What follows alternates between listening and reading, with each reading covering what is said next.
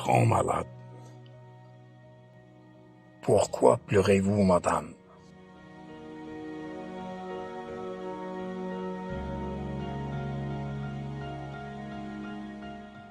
Notre retour à la maison était pour nous deux une heureuse délivrance. Je ne souffrais plus. La souffrance, elle est contraire à l'existence. Notre rapport avec le monde qui nous entourait redevenait agréable.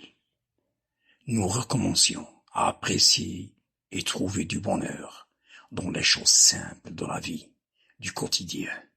Notre façon de sentir, de juger avait changé.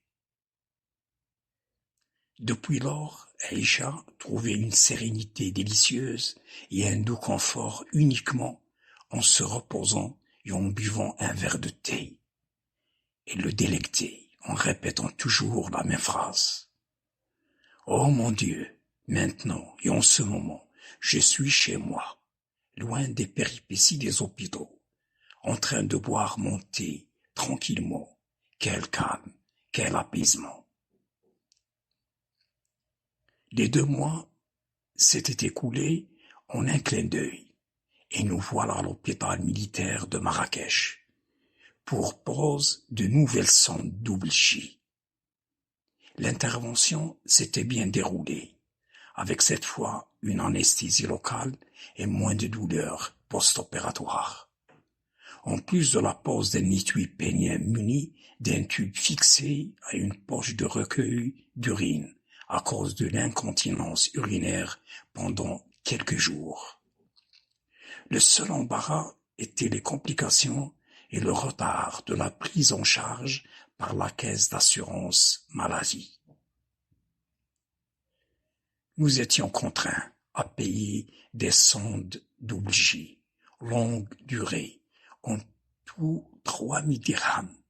Entre-temps, et en attendant le prochain remplacement prothétique après 6 mois, en faisant abstraction de l'éclatement de mon anévrisme à n'importe quel instant.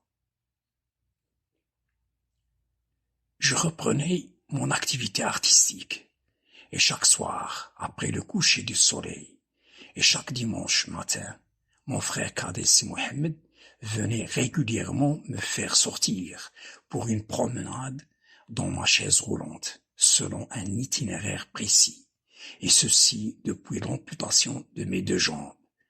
Des balades anti-stress qui m'aidaient aussi à diversifier la zone d'espace limitée de mon champ visuel. Je trouvais insupportable de rester tout le temps au même endroit, à voir les mêmes objets, la même architecture, les mêmes couleurs, d'un ennui mortel. Ça rend fou. Mon frère cadet a une autre qualité, faire rire par ses remarques, son esprit à faire dégager les aspects plaisants et insolites de ma nouvelle réalité difficile à prononcer. Lorsqu'il m'avait vu la première fois sur ma chaise roulante avec une jambe amputée, il s'était adressé à Aïcha en lui demandant « Peux-tu me le prêter pour une demi-journée? Je gagnerai pas mal d'argent en l'exposant comme ça auprès d'une agence bancaire. » Là-bas, les bienfaiteurs sont nombreux.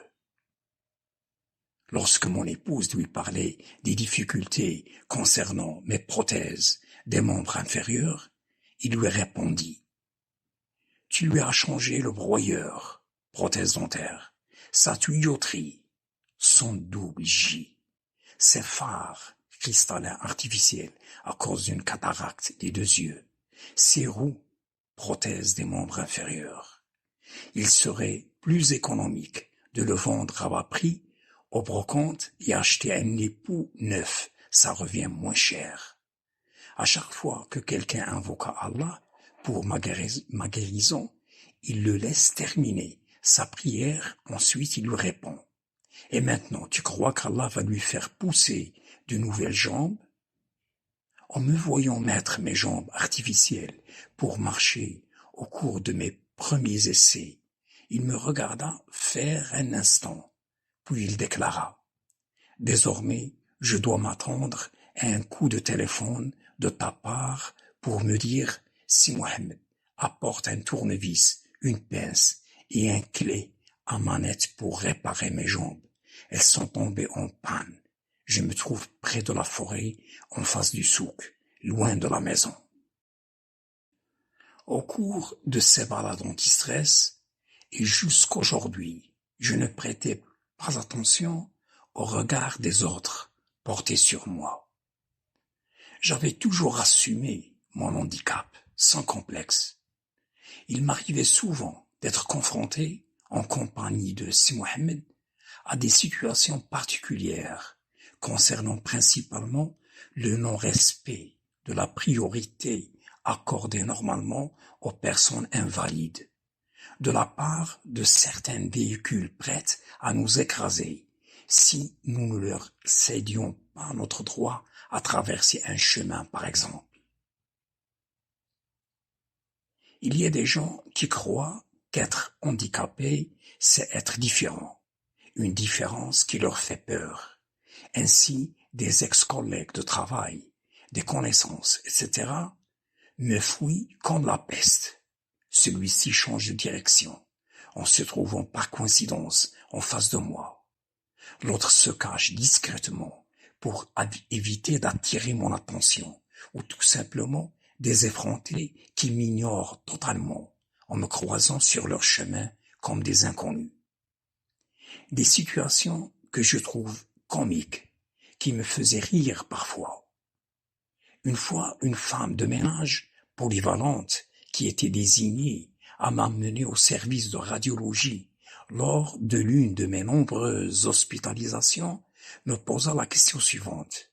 « El Hajj, ces deux jambes que vous n'avez pas, est-ce un accident ou bien vous êtes né comme ça ?» « Non, c'est à cause d'une maladie des vaisseaux sanguins, lui répondis-je. Elle répliqua. « Vous savez, c'est Allah qui vous a amputé de vos deux jambes, parce qu'il savait qu'en les gardant, vous allez commettre un grave péché. Comme ça, vous êtes puni et tranquille pour rester sur le bon chemin d'Allah. » Et elle ajouta, « Beaucoup de gens sont condamnés à des peines de prison et prétendent qu'ils sont innocents.